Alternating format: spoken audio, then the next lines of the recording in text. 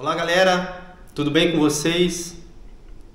Hoje vamos falar sobre um assunto muito legal, mansidão. Nós vamos falar sobre mansidão. E não poderia começar de outra maneira. O que é mansidão? O que seria mansidão? E antes de falar o que é mansidão, eu gostaria de dizer o que não é mansidão.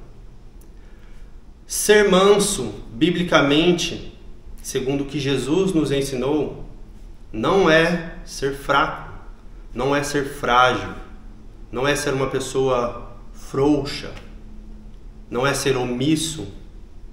Mansidão não é isso.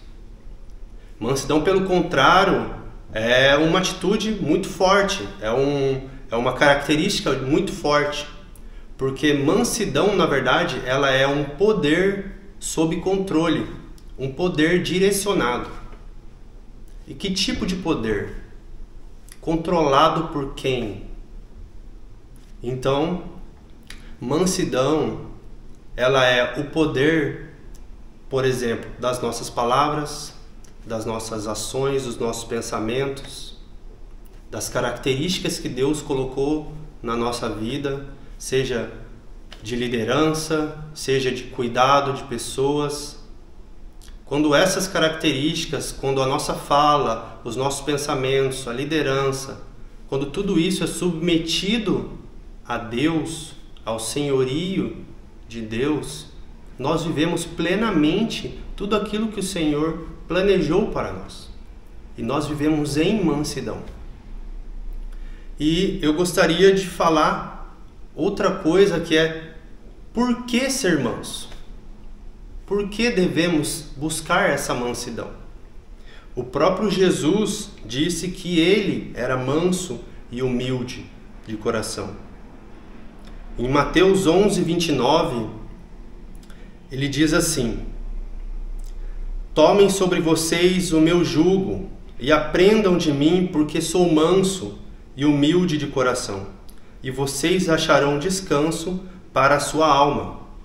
Então Jesus, o próprio Cristo, o nosso mestre, aquele que nos ensinou, ele diz que ele é manso e humilde de coração, que nós aprendamos com ele, porque acharíamos descanso para a nossa alma através disso. Então a mansidão, nós como cristãos devemos buscar a mansidão, porque nós devemos buscar sermos parecidos com Cristo.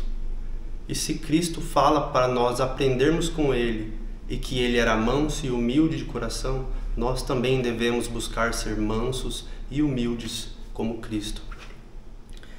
E gostaria de indicar algumas práticas para que essa mansidão ela seja gerada em nós. Então, quais tipos de práticas podemos utilizar para que a mansidão, já que o Espírito de Deus vive dentro de nós e já tem gerado as características do fruto do Espírito, que a mansidão também seja gerada? Como praticamos isso? E o primeiro ponto que eu gostaria de ressaltar: escolha as suas palavras em mansidão. Muitas vezes nós temos discussões, temos conflitos para resolver, e o calor daquele momento, as palavras elas saem de maneira dura, de maneira ríspida, e isso causa no outro uma reação mais forte ainda, e aí ele também solta outras palavras duras. Mas em Provérbios 15, no verso 1, diz: a resposta gentil desvia o furor, mas a palavra ríspida desperta a ira. Então a palavra de Deus diz isso. Quando falamos de maneira, não só as palavras, não é só o que falamos, mas o como também falamos.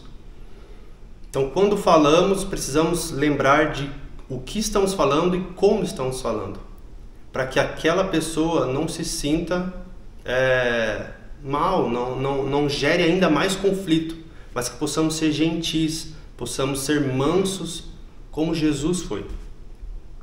E eu gostaria de dar um pequeno testemunho de que aconteceu essa semana no trabalho.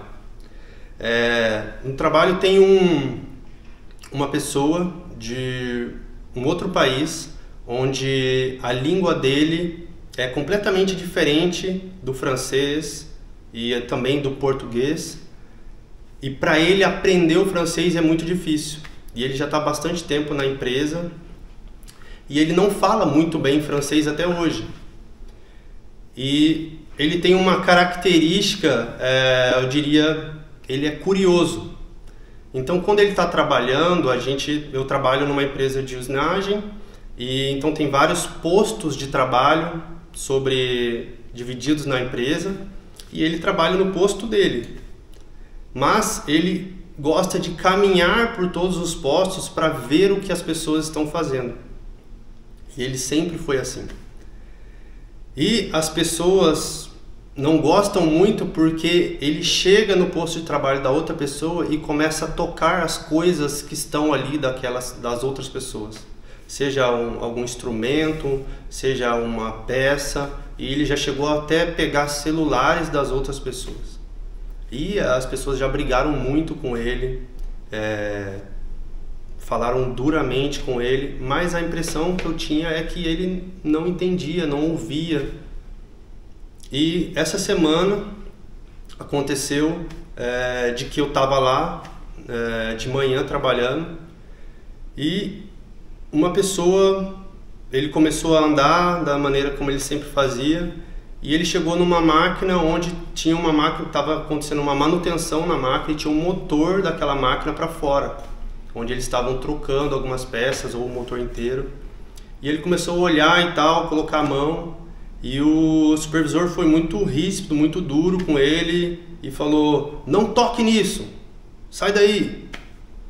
E ele teve uma reação assim brusca e ficou meio sem jeito e saiu rapidinho. E eu estava bem de frente para ele e eu fiquei quieto, continuei trabalhando. E depois ele passou de novo, passou alguns minutos, ele passou e ele veio no meu posto e tinha as peças dali onde estavam sendo feitas, e ele pegou e começou a tocar. E ele olhou para mim como se pedisse permissão. E eu falei: pode tocar, só toma cuidado com as peças para não cair, mas está tudo bem. E aí eu fui e senti de falar algo para ele. E aí eu perguntei para ele, falei: você sabe por que as pessoas ficam bravas com você ou falam dessa maneira com você? Porque talvez você está invadindo o posto delas, está invadindo a parte que elas estão ali, sem pedir. E eu falei de uma maneira muito tranquila, muito calma, num francês bem devagar, para que ele pudesse compreender. E aí ele fez um ar assim de compreensão. Aí eu perguntei para ele: você entendeu o que eu disse? Você entendeu o porquê que as pessoas falam assim com você? Talvez se você chegar e perguntar: eu gostaria de olhar a sua peça, mesmo com o seu francês, elas vão deixar. Mas como você chega sem pedir, sem falar nada, isso causa algo nelas. Então talvez se você mudar um pouquinho a maneira como você fala, como você chega, as pessoas vão deixar de fazer isso com você. E ele deu um sorriso e falou assim: merci, agradeceu, né? Obrigado por isso, e saiu. Então a maneira como todo mundo falava com ele era: não toque nisso, sai daí. Sempre foi assim. E eu tentei de uma maneira sentir de Deus de falar para ele o porquê que as pessoas faziam aquilo e tentar redirecionar ele para que isso não aconteça mais. E só o sorriso dele já me deixou feliz, porque eu entendi que ele compreendeu de fato que aquela ação não era muito boa. E o segundo ponto que eu gostaria de levantar dentro dessa mesma prática é que às vezes a gente afasta as pessoas com as nossas palavras. A gente afasta elas com a maneira que a gente fala e com o tom de voz que a gente fala. Então que a gente possa não afastar elas, trazê-las para perto. Amém?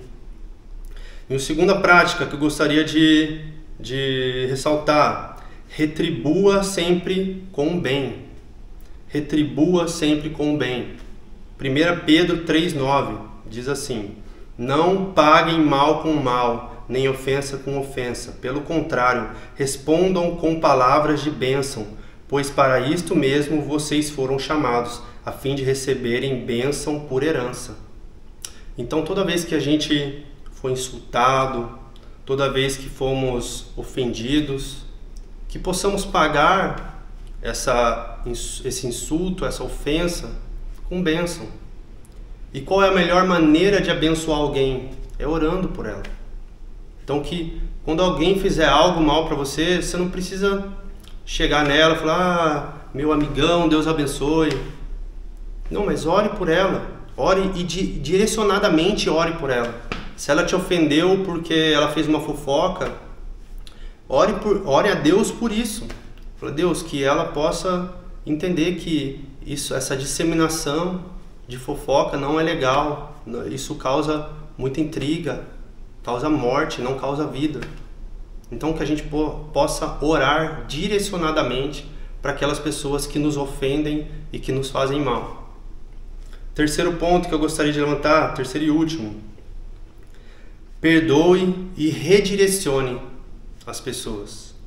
Muitas vezes a gente recebe ofensas e a gente até perdoa, mas a gente às vezes nem fala para a pessoa o que nos machucou. Eu te perdoo. Às vezes esse perdão fica muito superficial, mas é importante que a pessoa entenda o porquê ela fez aquilo e o que ela fez para te deixar mal, e que ela seja redirecionada. Você fez isso, isso e isso, e eu não gostei por causa disso. Eu gostaria que talvez você fizesse de outra forma.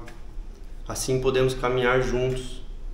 Então, que a gente possa perdoar, mas também redirecionar as pessoas.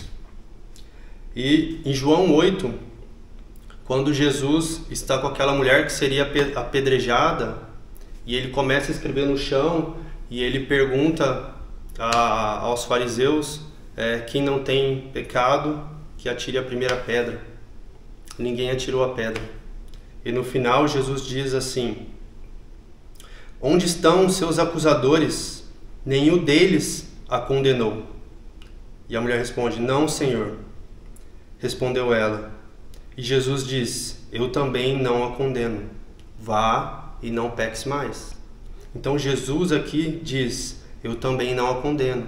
Então ele perdoa essa mulher e diz para ela: vá e não peques mais. Ele direciona essa mulher.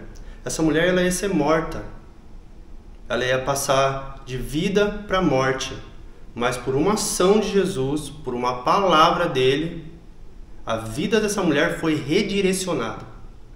Que possamos aprender com isso e possamos perdoar as pessoas e redirecionar elas conforme a palavra de Deus, conforme Jesus nos ensina. Amém? É isso que eu tinha para falar hoje. Deus abençoe. Até a próxima.